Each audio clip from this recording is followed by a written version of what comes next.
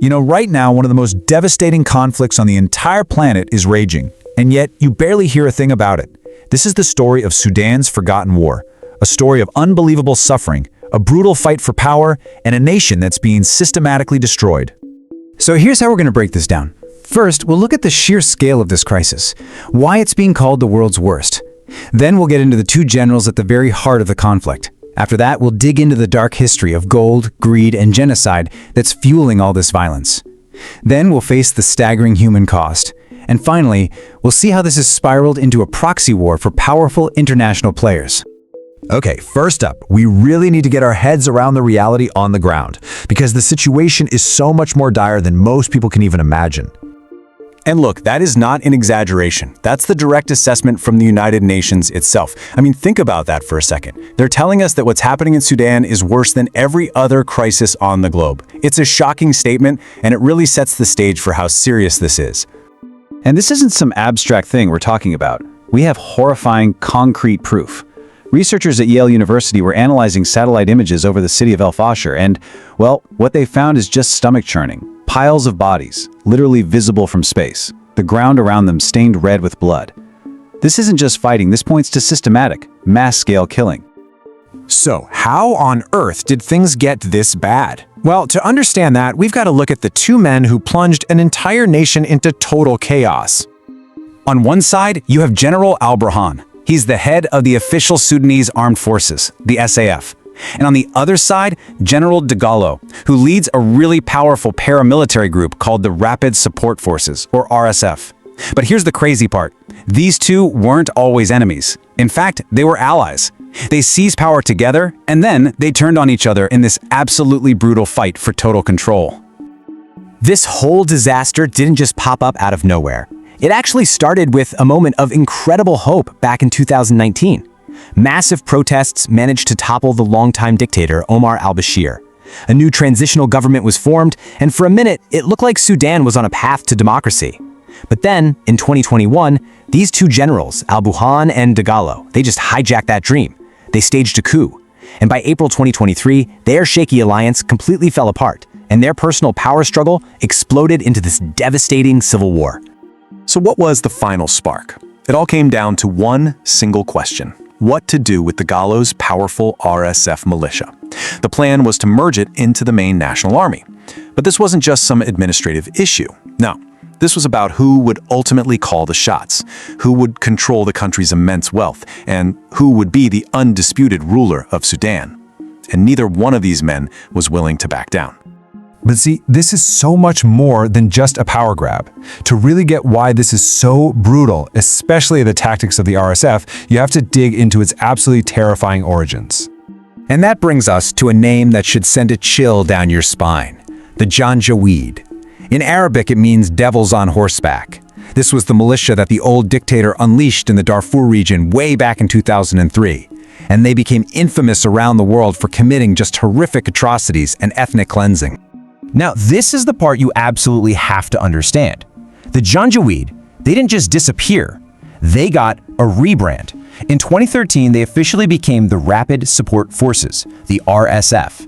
And guess who was put in charge? General Dagalo, a former Janjaweed leader himself.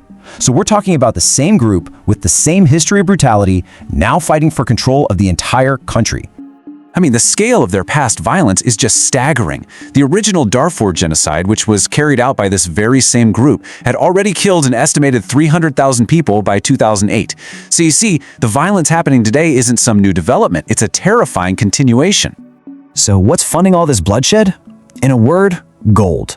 Sudan is a huge gold producer. But get this, a mind-blowing 90% of it is smuggled out of the country.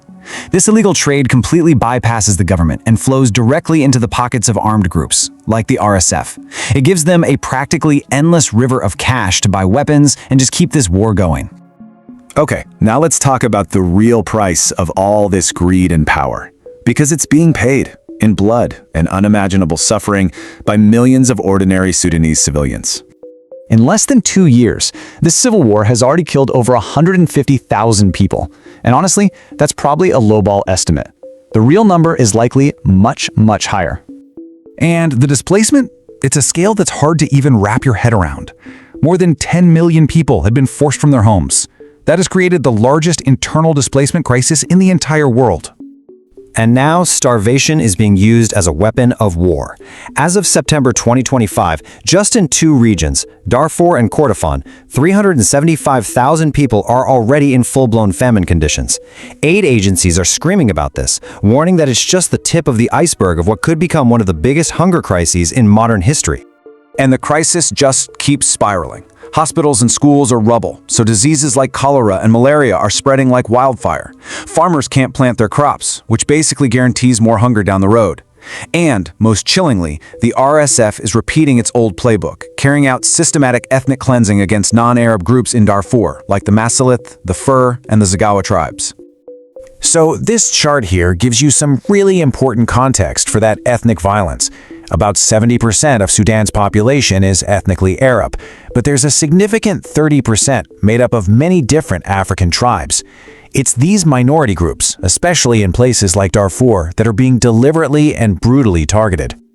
But this isn't just happening in a vacuum. Oh no. Sudan has become a geopolitical chessboard for regional and global powers, and every single one of them has their own agenda, pouring more fuel on this fire.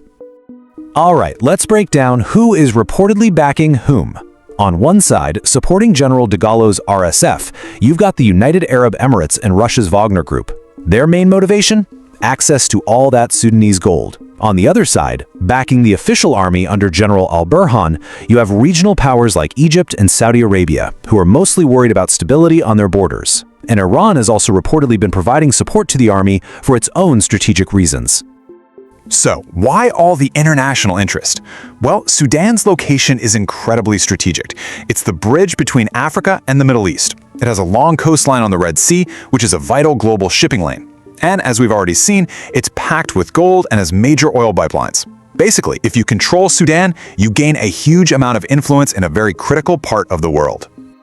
You'd think with all this devastation, peace would be the top priority, right? Well, despite multiple rounds of peace talks, nothing is stuck. Just recently, the RSF actually agreed to a proposal for a 3-month humanitarian ceasefire. But as of right now, the army hasn't, and so the violence just grinds on. So all of this leaves us with one really haunting question. In a world where we have satellites that can literally see the bloodshed from space, where powerful nations are deeply involved for their own gain, how is it possible that the systematic destruction of an entire country and its people is being forgotten? Why is this being allowed to become the world's forgotten war?